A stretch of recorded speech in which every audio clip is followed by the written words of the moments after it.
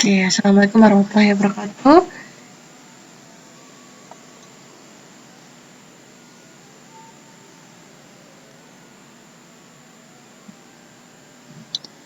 Ya, pada pagi hari ini Ibu akan membahas tentang atom. Oke, ada apa aja yang harus dipelajari pada bahasan atom ini? Yang pertama adalah pengertian dari atom itu sendiri ya. Kemudian perkembangan teori atom. Nah, siapa aja tokoh-tokoh yang mencetuskan tentang atom? Di sini ada Dalton, Thomson, Rutherford, Bohr, dan mekanika kuantum. Kemudian kita juga akan belajar tentang lambang atom, kemudian isobar, isotop, isoton, dan yang terakhir adalah konfigurasi elektron. Nah, sebelumnya kita belajar dulu tentang pengertian partikel materi. Ya, jadi partikel materi adalah bagian terkecil dari materi yang masih mempunyai sifat yang sama dengan materi tersebut.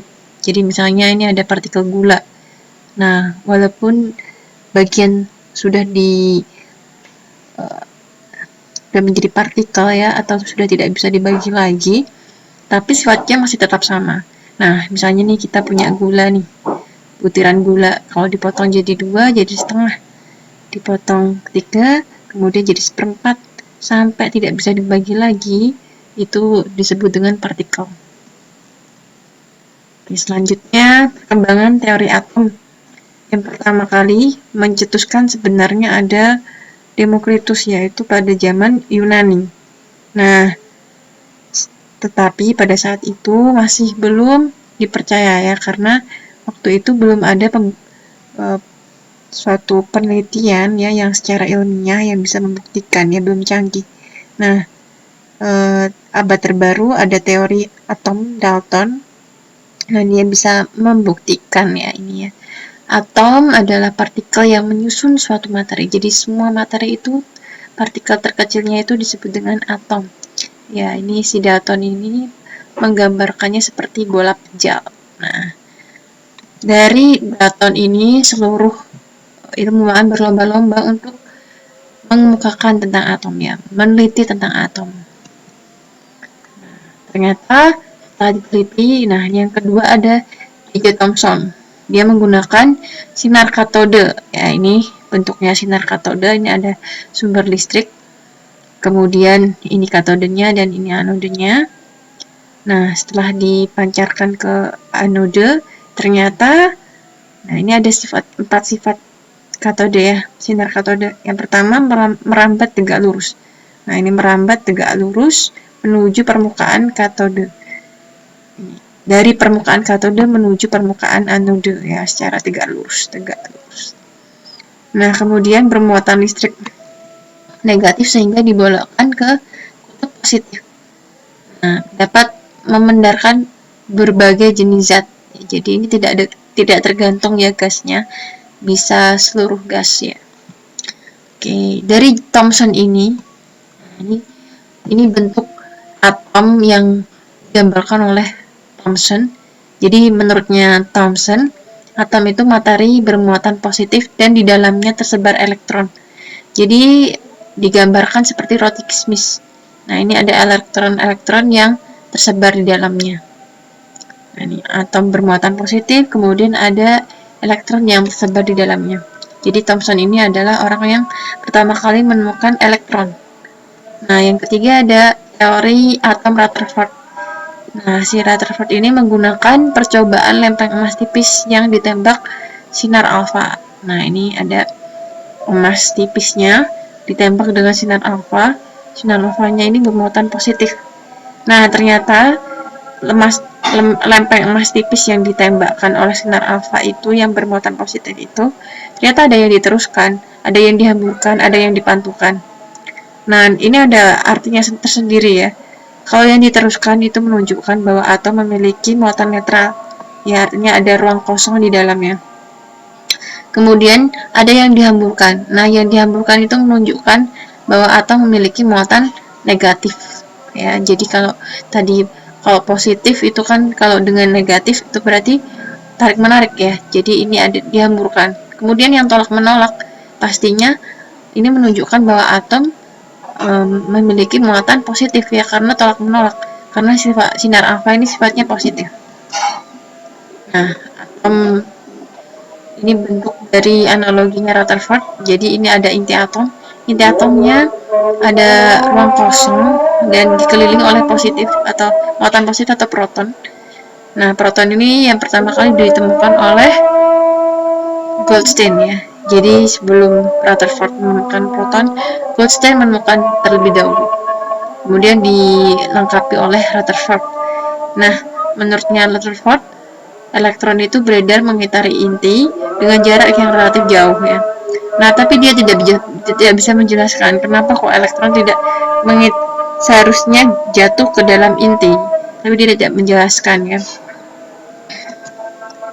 Nah, kemudian dijelaskan oleh Niels Bohr kenapa elektron tidak jatuh ke dalam inti.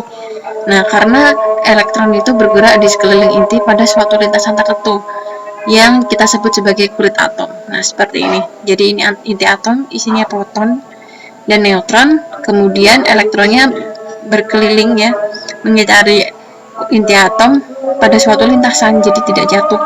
Nah, masalahnya teorinya Niels Bohr ini masih ada kekurangan juga.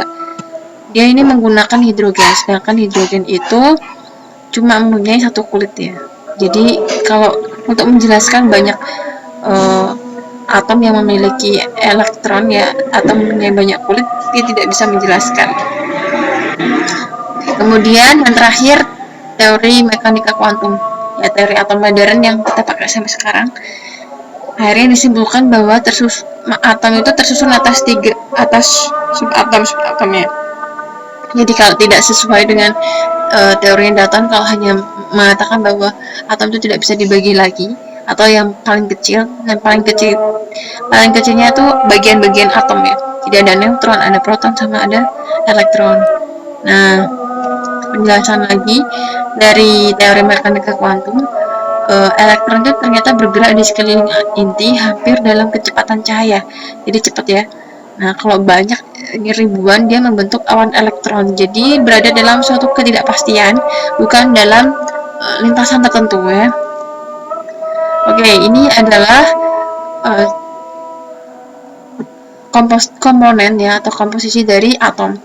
Nih kita ingat-ingat tadi proton itu ditemukan oleh Goldstein, kemudian dijelaskan lagi oleh Rutherford, kemudian elektron ditemukan oleh Thomson, dan neutron ditemukan oleh Chadwick ya.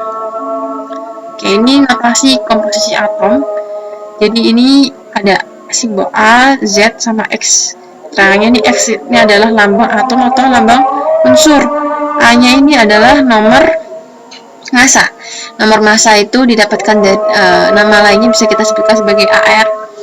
Kemudian bisa didapatkan dari neutron ditambah sama proton, jumlah proton. Z-nya ini nomor atom. Nah, nomor atom atau jumlah proton atau jumlah elektron. Nah, jumlah proton dan nomor atom ini selalu tetap ya. Yang bisa berubah-ubah ini jumlah elektron sesuai dengan muatannya. Kalau jumlah proton lebih besar dari elektron, maka itu kita sebut sebagai kation atau ion positif. Kalau elektronnya lebih besar daripada proton, maka kita sebut dengan anion atau ion negatif. Kita lihat contohnya. Contoh ini yang netral ya. Jadi ada atom Mg, ini yang atas adalah nomor massanya, yang bawah ini adalah nomor atom. Jumlah protonnya berapa? Ya sama ya, 12. Elektronnya berapa? Karena nggak ada muatannya atau netral, berarti elektronnya juga sama-sama 12. Neutronnya berapa? AR dikurangi jumlah proton. 24 dikurangi 12. Nah, ini artinya neutronnya juga 12. Oke, kemudian kation. Nah, misalnya ada muatan positif di sini. Nah, apa yang terjadi? Kalau ada muatan positif berarti, nah ini, jumlah elektron, untuk mencari jumlah elektron sama dengan jumlah proton plus minus muatan ya.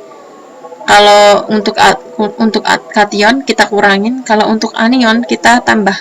Jadi ini dikurangin 1 ya, plus 1. Kalau 2 plus ya berarti dikurangi 2. Nah, 11 dikurangi 1 sama dengan 10.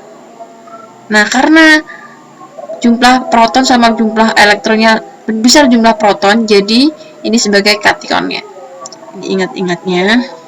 Nah, ini anionnya.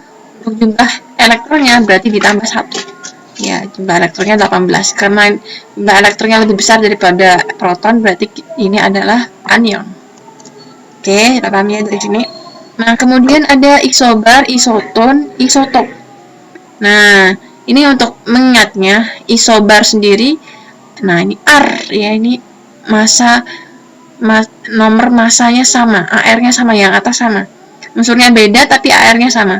Nah, ini yang atas sama. Unsurnya beda, ini ada natrium sama magnesium, memiliki nomor massa yang sama.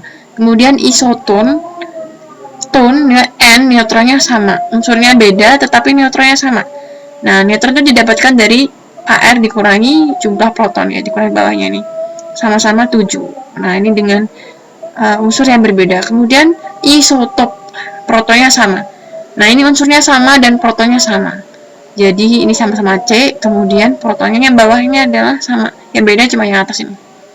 Ini 12 ini 13. Begitu. Saya ini isobar itu airnya yang sama, isoton neutronnya yang sama, isotop protonnya yang sama. Kemudian ini ada konfigurasi elektron berdasarkan model kulit. Oke, ini ada beberapa caranya, cara pengisiannya. Pengisian elektron dimulai dari kulit K ya. Nah, kulit K itu maksimum 2 elektron. Contoh nih, 7N. Nah, 7N kan maksimum pertama kan 2 ya. Berarti kita tulis 2. Nah, sisanya berapa? Sisanya 5 ya. Nah, ini masuk ke dalam kulit L ya, karena kulit K itu 2. Oke, sekarang kulit L. Kulit L itu maksimum 8. Nah, sisa elektron bila elektron sisa kurang dari sama dengan 8. Contoh misalnya 10 Ne. Kan 2.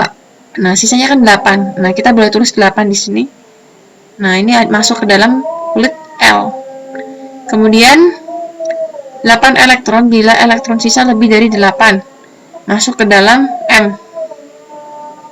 Contoh 17 Cl. Nah, 17 dikurangi 2 masih 15. Nah, kan lebih dari 8 ya. Kita boleh tuliskan di sini 8. Nah, kemudian sisanya 10. Nah, 10 boleh kita 17 dikurangi 10 masih sisa 7 ya. Kita boleh tulis di sini masuk ke dalam kulit M. Ya. Jadi 28 dulu, setelah itu kita tulis tulisannya. Selanjutnya kulit M maksimum 18. Tadi 2, 8, sekarang 18. Nah, sisa elektron bila elektron sisa kurang dari sama dengan 8, berarti kita tulis 8 ya. Ini 8 elektron bila lebih dari 8 kurang dari 18, berarti kita tulis 8 untuk kulit M-nya. Kemudian 18 elektron jika elektron sisa lebih dari sama dengan 18. Jadi kalau elektron sisanya itu sama dengan 18, berarti kita tulis 18. Misalnya 37 rubidium. Nah, ini 28 kan 37 dikurang 10 kan 27. Nah, berarti kan lebih dari 18. Boleh kita tulis 18 berarti. 18. Berarti kan masih sisa kurang 18 masih sisa 5. Nah, 5-nya masuk ke dalam kulit N ya. Jadi urutannya jadi 2, 8, 18. Kemudian kulit N maksimum 32. Nah, kita boleh menuliskan 32 kalau elektron sisa itu lebih dari sama dengan 32. Jadi misalnya nih 80N, 86 Rn. Kita tulis 2, kemudian L-nya tuh 8. Boleh kita tulis 18. Nah, ini 28 ya. Nah, kita boleh tulis lagi ini KLM. Nah, yang N-nya ini kita tuliskan 18 lagi ya. Ini jadi aturannya kita boleh tulis 8, 18, baru 32 yang terakhir. Jadi 2, 8, 18, kita boleh tulis 18 lagi. Kemudian baru kita tulis 32.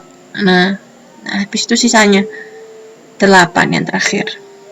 Jadi 32-nya nggak kita taruh di awal sini, tapi kita taruh di terakhir. Karena ini ada aturannya ya, 8, 18, 32. Gitu. Nah, sekarang ini misalnya contoh lagi ya. Ini jumlah maksimum elektron pada kulit ke N itu rumusnya 2N pangkat 2. Misalnya jumlahnya 3 ya. Nah, kalau jumlahnya 3 berarti 3 pangkat 2 kan 9. 9 kali 2 18. Ini 2 8 ya, 18 ya, pas 18. Jadi jumlah maksimum elektron cara hitungnya 2N kuadrat. Jumlah maksimum elektron pada kulit terluar. Jadi yang terluar tuh yang paling terakhir ini adalah 8. Jadi misalnya nih 20 Ca. Kan 28 kan masih 10 ya. Nah, kita nggak boleh nulis 10, ini nggak boleh. Karena maksimum terkeluarnya itu 8. Jadi kita harus menuliskan 28, 8, 2. Oke. Jadi begitu dari atom hari ini. Tugasnya adalah mengerjakan soal latihan yang ada di Google Form ya. Dikerjakan sampai lulus ya. Oke, terima kasih atas perhatiannya. Saya akhiri. Assalamualaikum warahmatullahi wabarakatuh.